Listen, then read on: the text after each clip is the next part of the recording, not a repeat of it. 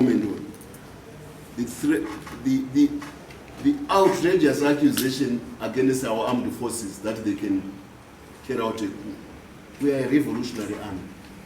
A coup is anathema to a revolutionary army because we start from the people. Clearly, the people who are saying so, they don't have the mwenje, the booklet of the party ideology. And when it starts within the first family, the president is the teacher. He has an obligation to teach his party. It's very important. She is extra-constitutional. She doesn't exist in the constitution. The army has got a statute in the law of Zimbabwe. The police have got a statute in the law of Zimbabwe. The CIO have got a statute in the law of Zimbabwe. The prison services have got, these are constitutional bodies which are recognized as statutory bodies which are recognized by the Zimbabwe constitution. Now we have somebody who has no local assistant, she has no position in the constitution of Zimbabwe. There is nothing which says a marriage is a constitutional, gives constitutional powers, a marriage certificate. There's nothing in the constitution of Zimbabwe.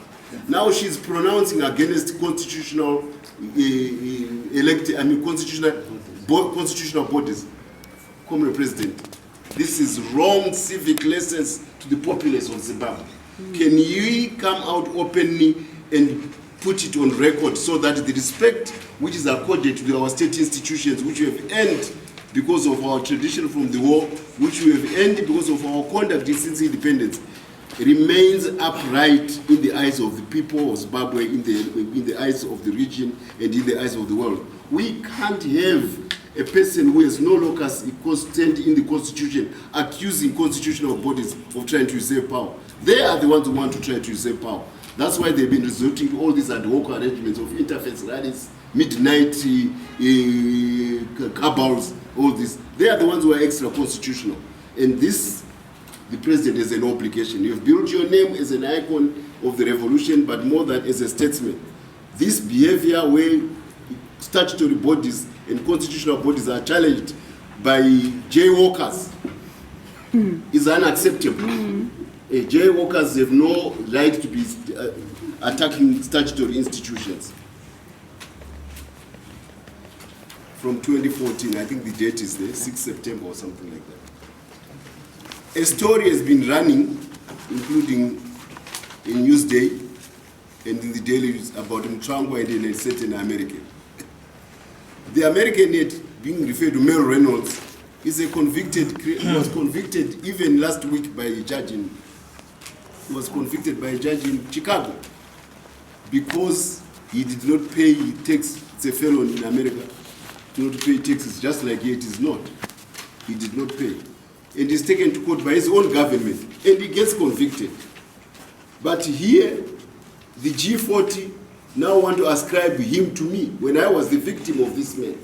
Because I was asked by his sponsoring businessman, an American black billionaire, to form a company with him because he was suspicious of him.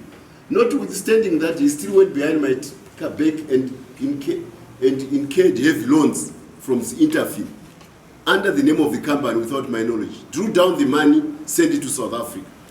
So eventually, so he was cheating both me and his sponsor in America. But a lot of other Zimbabweans ask Mikru's Hotel. Go and ask them. Go and ask Bronte Hotel. This man left all over the, ask Ranchot, the businessman. You know, they were all cheated money. Now, he's been convicted by the government. I gave the evidence to American lawyers. They phoned me 2 weeks ago. I mean, just over a week ago. The prosecutors. I said that man is a criminal. He is a child molester. He's a purveyor of pornography. And he was deported by the government of Zimbabwe because of that. And he never paid the people he was claiming, the names of the employees he is talking about. They are not even Zimbabwean. There is no street which is called 270 Harare Street, where he was supposed to have his headquarters. So all the expenses which he's trying to claim he was doing in Zimbabwe for the people are false. He just pocketed the money, so it became income for him. And he never declared tax to his government. Yet the money was coming from what? From his sponsors in America. He gets convicted. The G40 dismisses the conviction of this man. They now run me as the person who is his friend. They even claim that I took some bribes to the president on his behalf. Everybody knows that the president doesn't quite love me. Everybody knows it. How I could take bribes to him, I don't know. And really to bribe a president for $100,000, like they claim. But I have the newspaper there for all of you to see.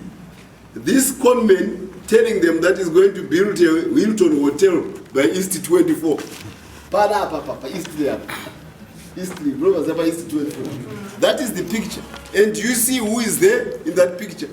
Chombo, Muzembi, Webster Shamu, all the G40 being conned by this man or being made to believe in him.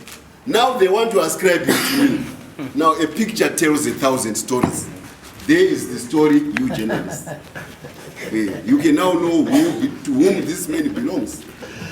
He was trying to have me foreclosed because he was already working with the G40 at that time, not me.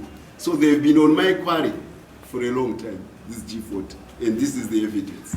I just want you to when next time you are being given 4 stories, and I have given you all, including Zimra. When I asked Zimra, he cheated. This man cheated Zimra. So the IRS is the American Internal Revenue Service is against him. Zimra here would also have taken if he was not deported, because CIO said he was a child molester and the immigration said he had overstayed.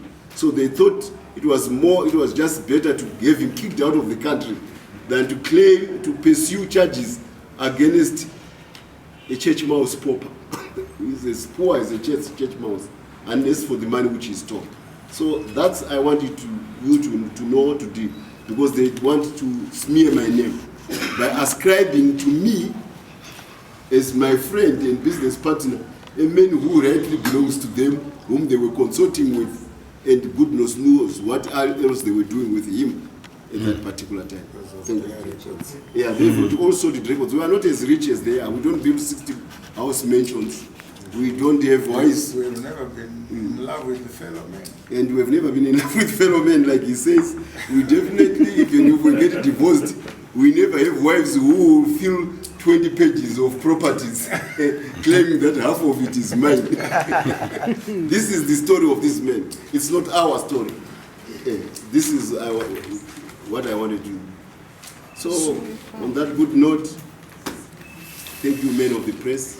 And women of the press. We always... For these and other stories, visit our website www.263chat.com.